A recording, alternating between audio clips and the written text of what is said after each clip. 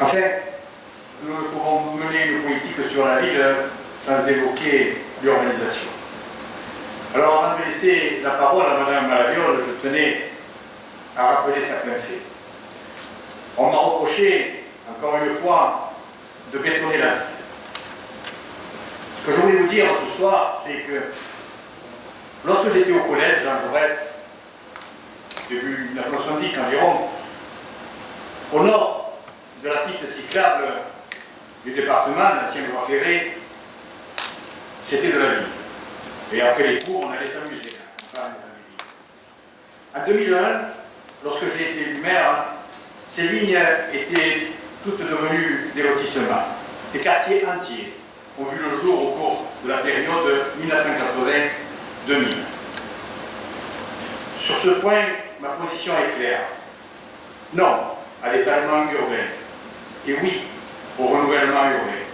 Reconstruire la ville sur la ville plutôt que de l'étendre. C'est cette vision, en tous les cas, que j'ai privilégiée au cours des dernières années, car seule la ZAC des Costes a été construite sur 10 hectares, certes, sur des zones intitulées à l'époque ENMA de l'ancien poste de 1991, zone qui était quand même vouée à la construction. Une ville doit évoluer, car elle ne peut rester figée. C'est d'autant plus vrai que nous devons répondre à une triple problématique: le desserrement familial, la pression démographique et la mise en conformité avec la loi SRU sur le taux de logements sociaux. Dans ce contexte, notre feuille de route, c'est le plan local de l'habitat, validé par le service de l'État. Et là, pour cela, je vais laisser la parole à mon adjointe à l'urbanisme, Madame Marie-Liane Malaviole. Merci, Monsieur le maire. Quand on parle d'urbanisme, il faut déjà regarder quel est le contexte juridique.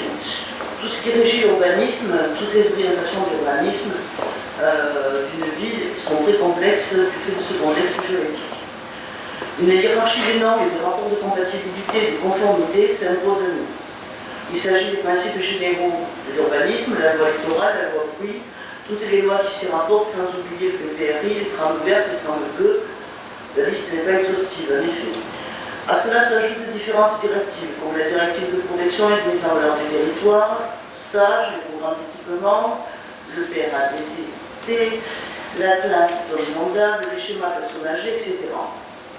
L'ensemble de ces textes ont permis d'élaborer le SCOT, schéma de cohérence territoriale, un SCOT intégrateur. Celui-ci fixe les principes et les grandes orientations d'aménagement qui doivent être mis en œuvre localement par les différents documents de planification. Le SCOT s'impose au PLU, plan local d'urbanisme de la ville. L'autre document majeur, comme vous l'a dit Monsieur le maire, qui guide la politique d'urbanisme d'une ville, c'est le programme local de l'habitat, PLH. Le PLH doit prendre en compte les conséquences en matière d'habitat, des perspectives de développement et d'aménagement telles qu'elles ressortent du SCOT. Le PLH doit proposer une traduction spécialisée et quantifiée des besoins estimés à l'échelle du territoire du SCOT à travers un programme d'action spécifique. Le PLH a été débattu et voté par l'ensemble des communes de la SAM, puis validé par les autorités préfectorales.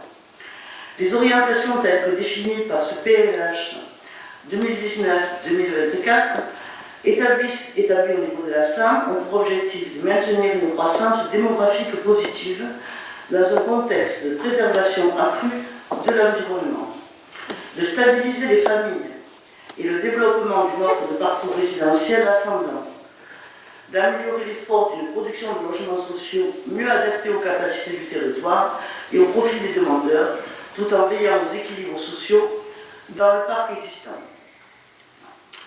d'améliorer et d'adapter le parc privé existant et consolider les centres-villes et les centres-bourgs, d'apporter une réponse cohérente sur le territoire à l'ensemble des besoins spécifiques et exprimés des populations. Dans ce contexte, la politique d'urbanisme de la ville a su répondre aux besoins des populations tout en sauvegardant l'environnement. En effet, contrairement à ce qui a parfois été dit, le rythme des constructions s'est fortement ralenti depuis 2018, avec une moyenne de 60 logements par an et aucune surface urbanisable n'a été ajoutée dans l'actuel PLU à celle ouverte ou vouée à l'urbanisation par le poste de 1991. De plus, le programme d'urbanisme a permis d'éviter l'étalement urbain en construisant la ville sur la ville. Pour les 5 années à venir, nous prévoyons une urbanisation contenue et adaptée aux besoins des populations, tout en privilégiant une ville à taille humaine. Pour cela, le renouvellement urbain en centre-ville sera favorisé. L'étalement urbain en périphérie sera maîtrisé afin de protéger les terres agricoles, forestières et naturelles. L'offre de logements sociaux et l'accès à la primo-accession seront augmentés pour favoriser l'installation des jeunes mésois. Ces orientations répondent aux nouveaux besoins des mésois dus au desserrement des ménages, à la croissance démographique et au renouvellement du parc de logements. Concernant les logements sociaux, la ville compte aujourd'hui 707 logements, dont 125 construits en 2019 et 2020. Pour rappel, les objectifs de l'État pour cette période étaient de 81. Le plan local d'habitat prévoyait, sur sa durée de 2019 à 2024 pour la ville de Metz, la création de 662 logements en intégrant le diffus, dont la création sur les 6 ans de 225 logements sociaux, soit en moyenne près de 38 logements sociaux par an. C'est pourquoi, afin de répondre aux besoins de la population, de nouveaux logements devront être construits sans pour autant qu'aucune surface urbanisable ne soit ajoutée à celle ouverte ou vouée à l'urbanisation depuis le poste de 1991.